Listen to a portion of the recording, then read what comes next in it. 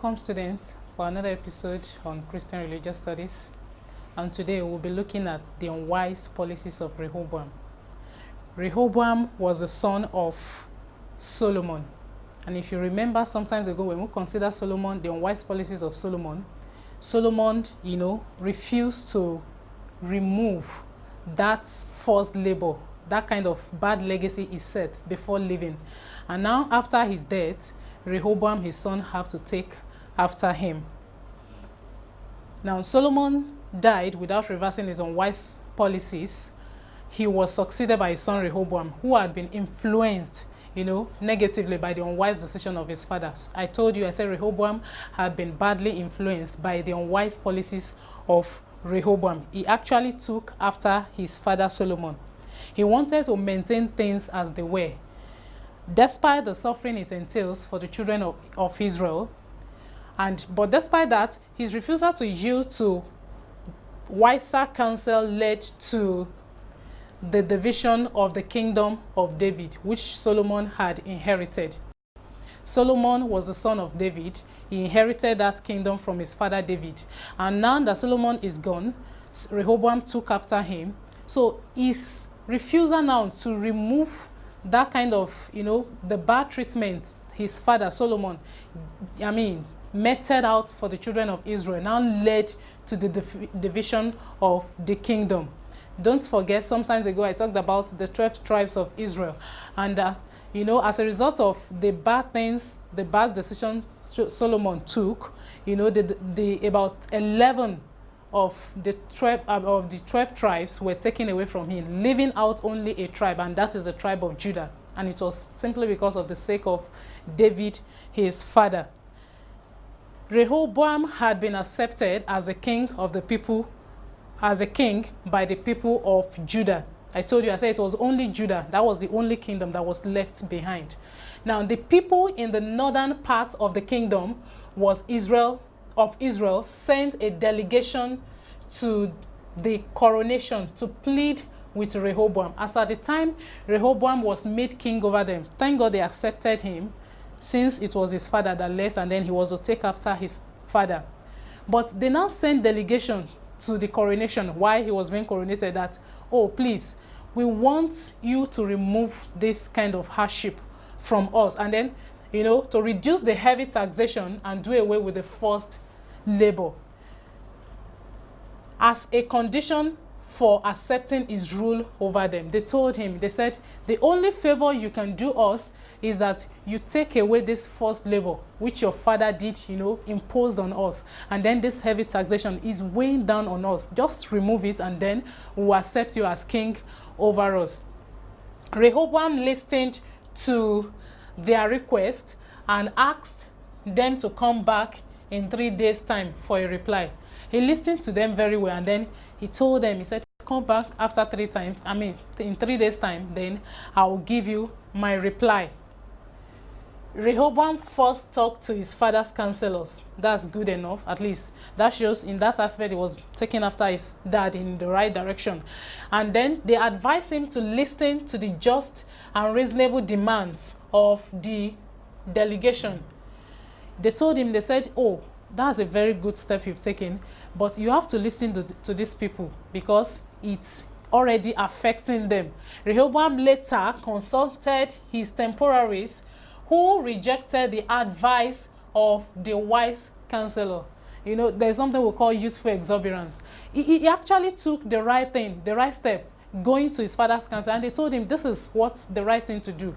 But he felt like, oh, can't I even these are old people, like some people who usually say old cargo. He felt like, can't I consult my temporaries? Let me hear what they have to say. And then those ones told him, they said, no, you can't do that. You have to let it be just as it has been. And then his age mate advised him to increase the burden. It wasn't just to maintain it or to leave it. They now said you have to even increase it. And then increase the burden of the people. They said he should tell them that his little finger was thicker than his father's loins, and that if his father had chastised them with whips, he was going to chastise them with scorpions. Do you understand what that means? That is, his father's little finger is even much more heavier than, you know, his little finger rather is heavier and mightier than the loins of his dad. And then that even the so-called punishment that we're talking about, by the time he increases his own, is going to be the sting of it will be like that of scorpion.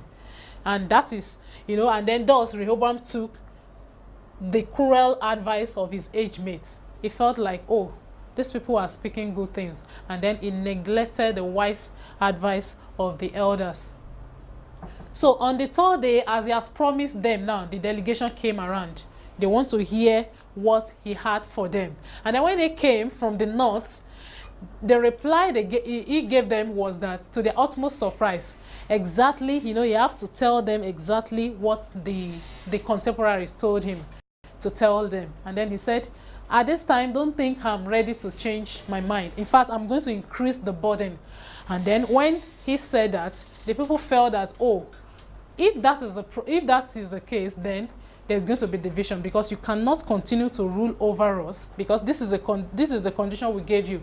It's either you change it and then you become our king, or you refuse to change it and then there's a break in the kingdom.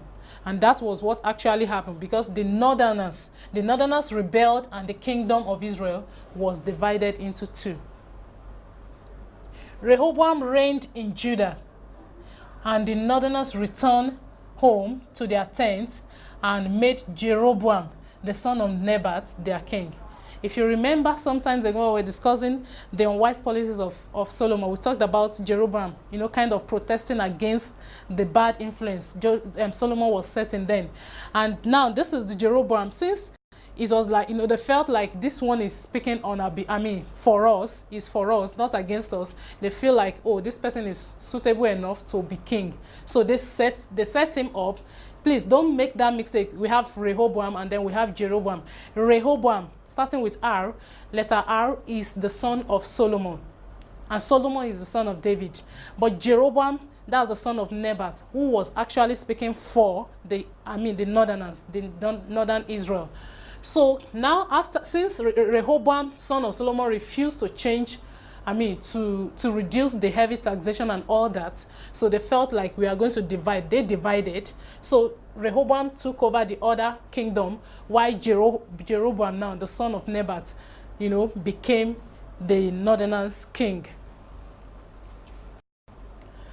Well, this is significance, but before we go to significance, we still have so many other things to touch here.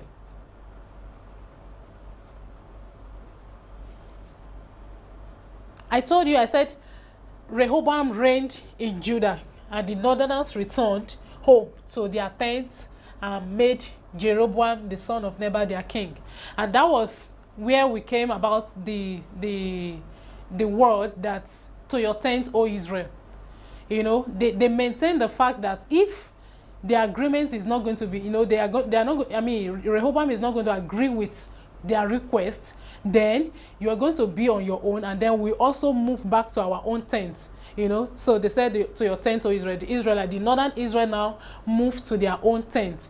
Then another thing we can see there is the fact that, you know, sometimes, not always though, sometimes when somebody, you know, take a kind of bad step, there is always the tendency of the people following, you know, to follow suit. I've never, you know, it's rare, you know, seeing a situation whereby somebody did right, and then you have people, if you go through the book of, you know, the Old Testament, most especially, you discover that there's always tendency to follow the bad example of someone. It's hard following the good example. And that is what we'll see. The thing just continue like that, the trend. Solomon did bad, and then Rehoboam have to follow after. Why didn't Rehoboam choose to do good? Why didn't he just feel like, oh, I heard about, you know, two people cancelled him, and the first one was you have to be good. And then the other one was, at least it sounds somehow in his hearing. Why didn't he choose the right thing? And that is because what? You know, the Bible made us to understand that the God of this world has darkened their heart so that the knowledge, you know, of the good thing doesn't come in. So there's always that tendency of doing something bad rather than choosing to be good. But I want to challenge you this day because, you know, we are living in the, you know, the Bible even made us to understand that we are now at this end time, we are there's a kind of, we are prone to do evil. So there should always be that consciousness that whatever other people do, we are going to stand. Because the songwriter said, dare to stand. There always come a time in your life when, you know, other people will be doing something bad and there's the temptation to follow suit. But you're going to make up your mind and say, this is the right path I want to choose. So I'll just quickly go through the significance. And then number one, we have Rehoboam's refusal to change his father's unwise decision mark him out as an insensitive ruler. He is not sensitive enough to the need of the people. I mean, perhaps he didn't even feel it because he wasn't in their shoe. He was not sensitive enough to realize or to accept the fact that these people have not been finding it, you know, I mean, they have not been finding it good at all. They've had it rough during his father's rule, and then during his rule too, and then he even promised to make it worse. And then another thing is that the unwise policies led to the downfall of the division of the kingdom of Israel. And the division of the kingdom of Israel actually followed. So that shows that once there is a kind of, you know, disagreement, you know, there is always, you know, a kind of disastrous what's it called? A disastrous end to it. And then we have another point that says we must not ignore good advice if we want to succeed. Yes, if you actually want to succeed, because I believe as a student out there, God is taking you and preparing you for something greater in life. Not just, I mean, I'm not talking about only, I mean, in religious sense, there are other aspects of life.